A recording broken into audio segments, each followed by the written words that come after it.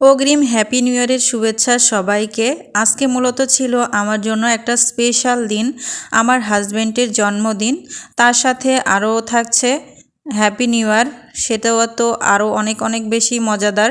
তো স্পেশাল দিনে তো স্পেশাল খাবার মূলত খেতেই হবে। তো বাসায় রান্না না করে হাজব্যান্ড বলছিল যে আমি বাইরে থেকে কাচ্চি নিয়ে আসবো, তো যেই কথা সেই কাজ। তো আমার হাজব্যান্ড কাচ্চি দেখুন নিয়ে চলে এসেছে। এবার আমি আপনাদের সাথে একটু পরিবেশন করে দেখাচ্ছি। তো এই যে আমি প্লেটে মূলত কাচ্চিটাকে ঢেলে নিয়ে নিলাম। ওয়াও, মাশাল্লাহ, কাচ্চিটা দেখতে যেমন লোভনীয়, তার চাইতে খেতে কিন্তু দুর্দান্ত ছিল। থ্যাংক ইউ সো মাচ প্রিয় স্বামীজান। এভাবে সবসময় স্পেশাল দিনে স্পেশাল উপহার দিবে, তাহলে কিন্তু তোমার বউ অনেক অনেক বেশি খুশি হবে।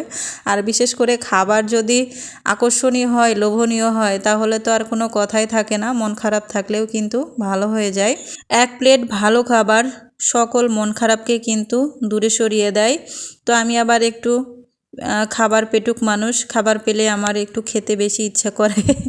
তো দেখছেন কাচ্চির ভেতরে কিন্তু খুব একটা মাংস থাকে না, 2 টুকরা জাস্ট মাংস দিয়েছে। এটা হচ্ছে মাটন কাচ্চি। আর কাচ্চি খেতে কিন্তু আমার বরাবরই ভালো লাগে, আর আমার বাচ্চারও খুব পছন্দ। আমি পছন্দ করি আর না করি ওটা বড় কথা নাই, আমার মেয়ে যেটা পছন্দ করে বা খেতে চায়, তার বাবা সেই আবদারগুলোকে পূরণ করার চেষ্টা করে। বইয়েরটা পূরণ করতে না পারলেও বাচ্চাটার পূরণ করার চেষ্টা করে। আমি যাই হোক মন খারাপ করি না, আমার বাচ্চা যদি খুশি থাকে এতেই কিন্তু আমি অনেক অনেক বেশি খুশি। তো আপনাদেরকে একটু খাইয়ে দেখাচ্ছি। কাচ্চিটা কিন্তু ভীষণ ভীষণ মজাদার ছিল। যদিও এটা নতুন রেস্টুরেন্ট, তারপরেও খাবারটা অনেক মজাদার ছিল।